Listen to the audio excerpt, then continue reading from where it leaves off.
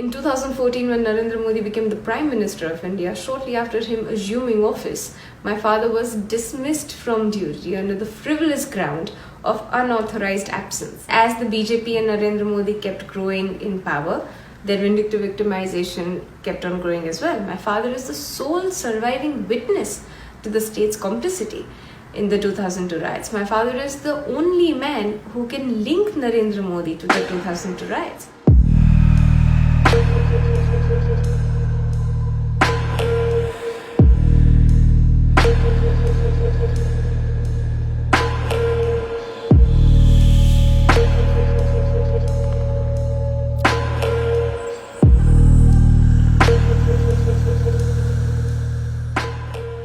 On the 27th of February 2002, shortly after the burning Sabarmati Express at Gujarat station, an official meeting was called in by Mr. Narendra Modi in his residence, where he very clearly exclaimed that let Hindus vent their anger, and he directly gave orders to all the state functionaries to step down, look the other way, while the Hindus vented out their anger.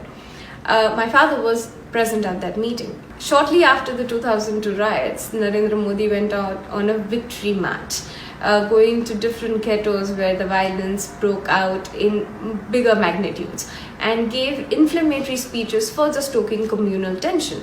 The Minorities Commission ended up seeking for the tapes of Narendra Modi's speeches in order to further investigate. The officials said that under extreme pressure, said that the tapes do not exist or we do not record on that day.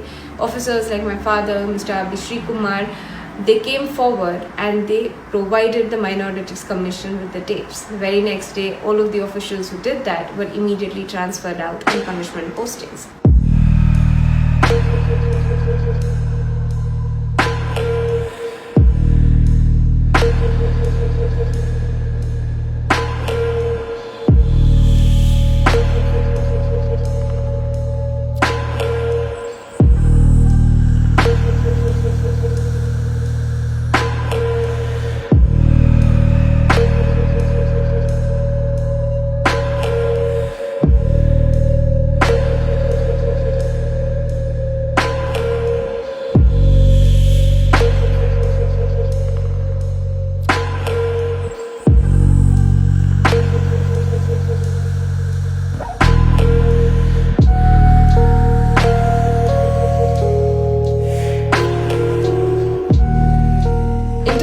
When my father was appointed as the superintendent of police of Sabarmati Central Jail, the man who was accused of having assassinated Mr. Haren Pandya, Asghar Ali, was also imprisoned in that very jail, and he had come forward and confessed to my father, saying that there was a third man named Tulsiram Prajapati who had actually carried out the assassination.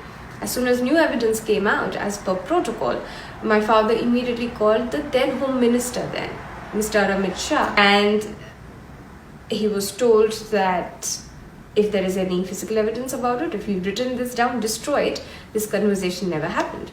In 2014, when Narendra Modi became the Prime Minister of India, shortly after him assuming office, my father was dismissed from duty under the frivolous ground of unauthorized absence. As the BJP and Narendra Modi kept growing in power, their vindictive victimization kept on growing as well. My father is the sole surviving witness to the state's complicity in the 2002 riots. My father is the only man who can link Narendra Modi to the 2002 riots.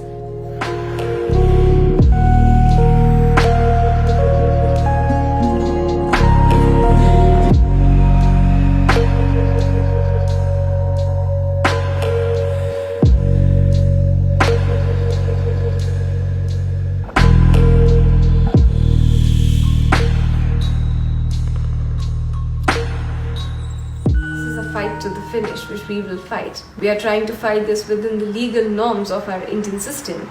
They are trying to put in each and every force that they have to silence my father once and for all.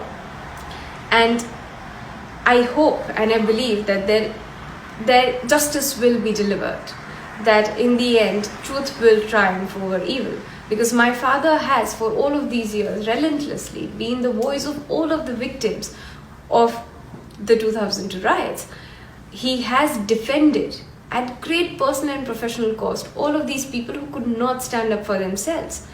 It is now more than ever our duty to now defend the defenders when the very defenders are being victimized by this fascist system.